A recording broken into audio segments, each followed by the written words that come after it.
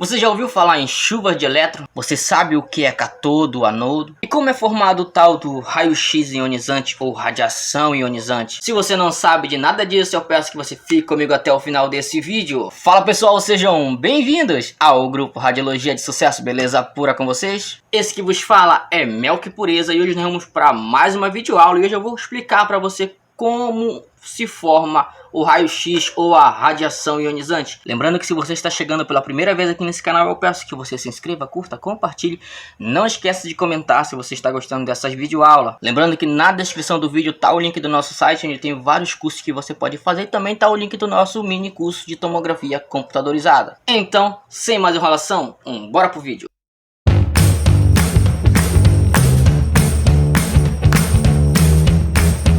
Então vamos lá, gente. Desde já eu peço perdão pelos barulhos, pelos ruídos, tá bom? Que geralmente nós gravamos o vídeo pela manhã. Pela manhã tá mais silêncio, mas tem mais barulho de ruído, tá bom? Vamos falar um pouco sobre como é formado o raio-x. Bom, quando se fala de raio-x, os raios-x eles vão ser radiações de natureza eletromagnética que se propagam no ar ou no vácuo. Essa radiação é produzida quando ocorre o bombardeamento de um material metálico de alto número atômico, tungstênio, por exemplo, resultando na produção de radiação X por friamento ou por ionização. Mas antes de nós continuarmos, é importante que você entenda como é composto um equipamento de raio-x na parte de execução de exame. No caso, falando onde fica a ampola de raio-x. Vamos lá. Logo por fora você vai ver uma carcaça.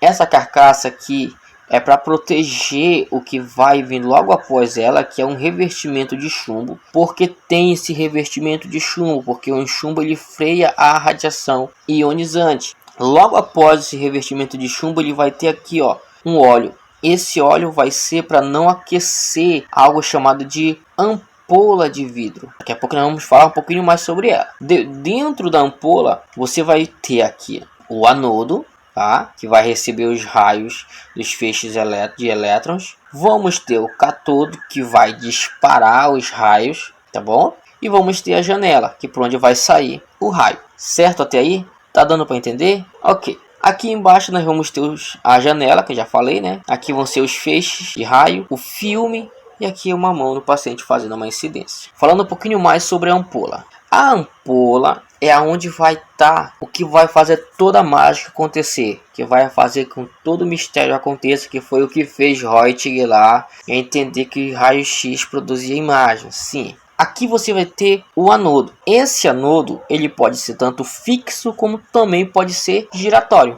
Aqui vai ser o evolúculo de vidro, ou seja, tudo isso daqui vai estar dentro de um vidro. O cátodo ele vai lançar uma nuvem de elétron que vai atingir o anodo, que pode, como eu falei, pode ser tanto fixo quanto giratório, e vai sair pela janela. Na real, o equipamento é desta forma. Aqui lança o feixe, ele retrai, brilha aqui dentro onde tem vácuo. Aqui dentro não tem óleo, aqui só tem vácuo. O óleo fica aqui fora, tá bom? Se não tiver o óleo, esse vidrinho aqui, que é resistente, ele trinca. E ele trincando, balbal, ampola de raio-x. Tá? A ampola de raio-x vai ficar dentro deste equipamento aqui, que nós já falamos sobre ele. Ele é uma carcaça metálica, tá? Com um protetor de chumbo ou um revestimento de chumbo. Mas olha só que interessante, dos elétrons que atingem o anodo, do calor que é formado aqui dentro, dos feixes de elétron que é atingido aqui dentro, somente 1% é raio-x. O resto se dissipa tudo em calor. Então, para nós continuarmos, você tem que entender: anodo, cátodo. Quem dispara o feixe é o cátodo. Quem recebe, quem refreia, quem intercepta é o anodo e sai pela janela.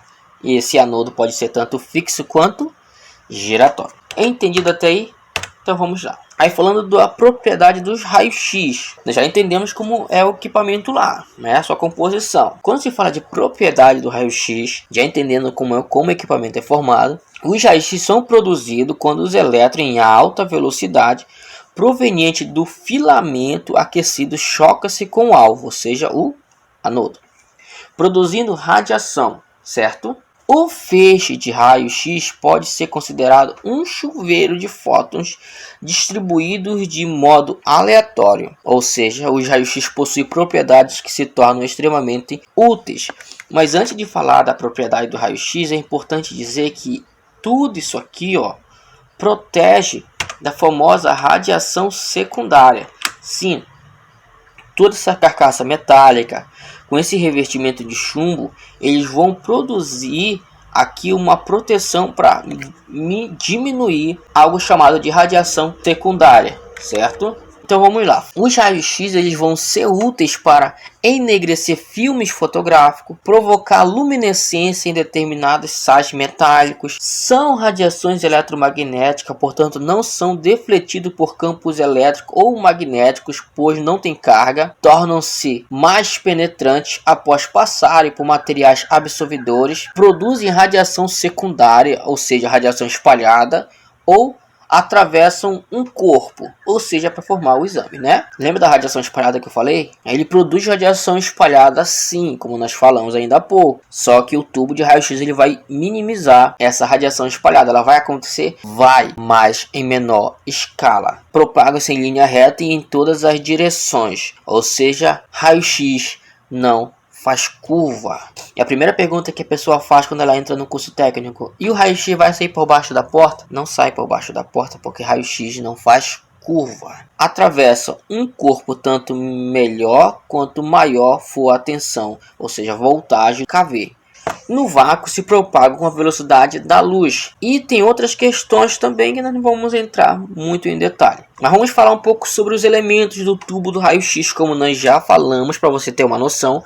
Agora vamos falar mais detalhadamente. O tubo de raio-x possui dois elementos principais, ou seja, cátodo e anodo. O cátodo é o eletronegativo do tubo. É constituído de duas partes principais, o filamento e o corpo focalizador. A função básica do cátodo é emitir elétrons e focalizá-lo em forma de um feixe bem definido apontando para o anodo. Em geral, o cátodo consiste em um pequeno fio espiral ou filamento dentro de uma cavidade, ou seja, um copo de focagem, como nós vimos anteriormente, como está aparecendo para você agora. O filamento é normalmente feito de tungstênio, com pequeno acréscimo de tório, pois esta liga de tungstênio e um pequeno acréscimo de tório, eles têm uma liga de alto ponto de fusão e não vão evaporar facilmente, ou seja, porque vai aquecer muito dentro da ampola. A vaporização do filamento provoca o enegrecimento do interior do tubo e a consequente mudança nas características elétricas do mesmo. Corpo de focagem serve para focalizar os elétrons que saem do cátodo e fazer com que eles batam no anodo e não em outra parte, certo? A corrente do tubo é controlada pelo grau de aquecimento do filamento, ou seja, do cátodo. Quanto mais aquecido for o filamento, maior é a quantidade de elétrons que serão emitidos e mais serão as correntes que fluirão entre o anodo e o cátodo. O anodo ele vence o polo positivo do tubo, que vai servir como suporte para o alvo e atua como elemento condutor de calor. Ou seja, um anodo ele é um material de tungstênio de boa condutividade térmica, alto ponto de fusão e alto número atômico, de forma a otimizar a relação de perda de energia dos elétrons para a radiação, ou seja, raio-x. Existe só um tipo de anodo? Não, gente. Existe dois tipos de anodo, o anodo fixo e o anodo giratório. Isso. Os tubos de anodo fixo eles vão ser utilizados em máquinas de baixa corrente, ou seja, raio-x dentário, raio-x portátil, máquinas de radioterapia, raio-x industrial e por aí adiante. Já o tubo de anodo giratório são usados em máquinas de alta corrente. Normalmente vão ser utilizados em radiodiagnóstico e ele emite alta corrente, pois a área de impacto dos elétrons fica aumentada, ou seja, porque ele fica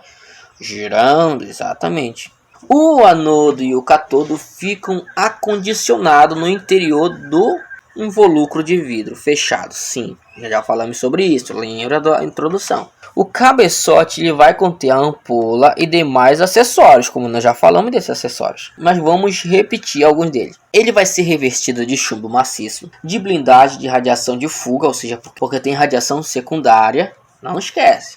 E vai permitir a passagem do feixe de radiação apenas pela janela radiotransparente, direcionada dessa forma, e o espaço entre a ampola e a carcaça ou cabeçote é preenchido com um óleo que atua como isolante elétrico térmico. Então foi isso, pessoal, eu espero que você tenha gostado desta videoaula. Lembrando que se você chegou ao final desse vídeo e ainda não se inscreveu, eu peço que você se inscreva, curta, compartilhe, não esqueça de ativar o sininho para todas as notificações, porque toda semana tem vídeo novo no canal. Me segue no Instagram, Melk Pureza e Radiologia de Sucesso também. Então é isso, nos vemos no próximo vídeo, valeu e tchau!